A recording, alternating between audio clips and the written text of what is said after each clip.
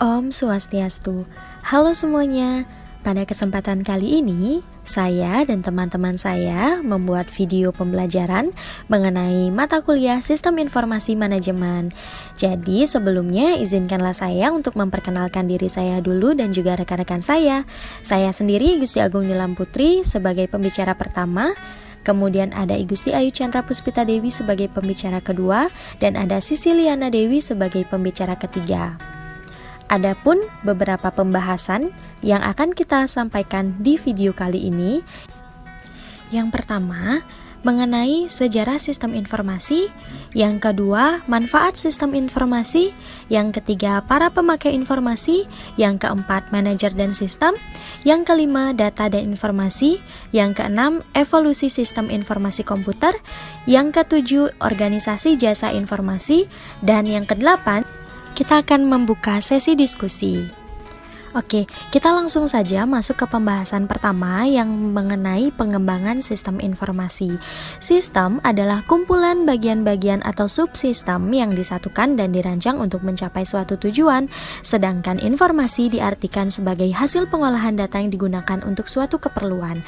Jadi, ada banyak sekali para ahli yang dapat menyampaikan pendapatnya atau definisinya mengenai sistem informasi. Nah, salah satunya saya ambil contoh yaitu definisi atau pengertian dari Ken pada tahun 2008. Sistem informasi adalah sekumpulan komponen yang saling berhubungan, mengumpulkan atau mendapatkan, memproses, menyimpan, dan mendistribusikan informasi untuk menunjang pengambilan keputusan dan pengawasan dalam suatu organisasi, serta membantu manajer dalam mengambil keputusan. Nah, materi selanjutnya juga ada manfaat dari sistem informasi. Jadi, sistem informasi manajemen memiliki banyak manfaat, baik bagi pihak manajemen maupun untuk organisasi keseluruhan. Nah, manfaatnya diantaranya yang pertama, meningkatkan efisiensi dan efektivitas data secara akurat dan real time. Yang kedua, memudahkan pihak manajemen untuk melakukan perencanaan, pengawasan, pengarahan, dan pendelegasian kerja kepada semua departemen yang memiliki hubungan atau koordinasi. Yang ketiga, meningkatkan kualitas sumber daya manusia karena unit sistem kerja yang terkoordinasi dan sistematis. Dan manfaat yang terakhir, meningkatkan produktivitas dan penghematan biaya dalam organisasi.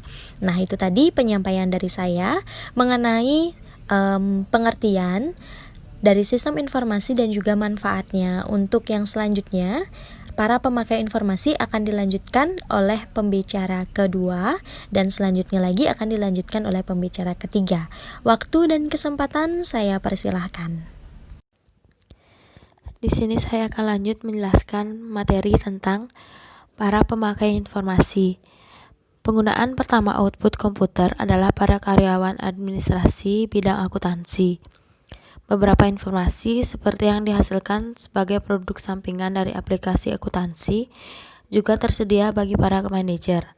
Ketika perusahaan menerapkan konsep sistem informasi manajemen, penekanan akan bergeser dari data menuju ke informasi dan dari karyawan administrasi ke pemecahan masalah. Yang selanjutnya yaitu manajer dan sistem informasi. Manajer sebagai penggunaan sistem informasi karena manajer adalah individu. Kebutuhan informasi yang mereka miliki juga sangat beragam, namun beberapa kerangka yang bermanfaat telah dikembangkan sehingga memungkinkan kita berfokus pada peranan informasi dalam pemecahan masalah.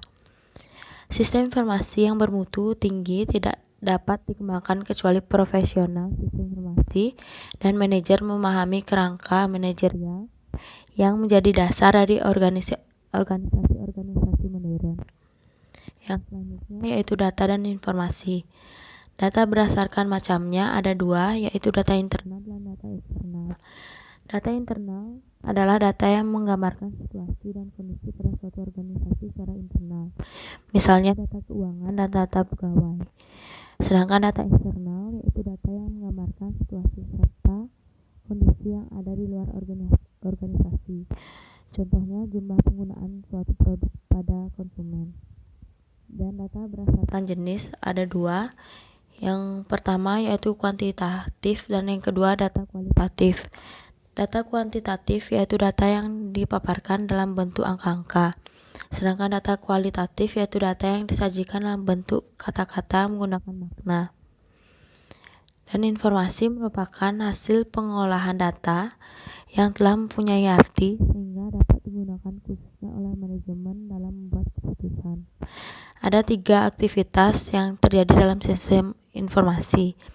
Yang pertama yaitu akurat, yang kedua tepat waktu, dan yang terakhir relevan. Terima kasih.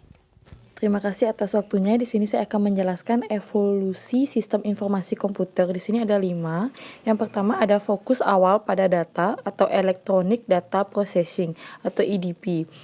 Pada abad ke-20, pemakaian komputer terbatas hanya untuk aplikasi akuntansi dan digunakan nama Electronic Data Processing atau EDP.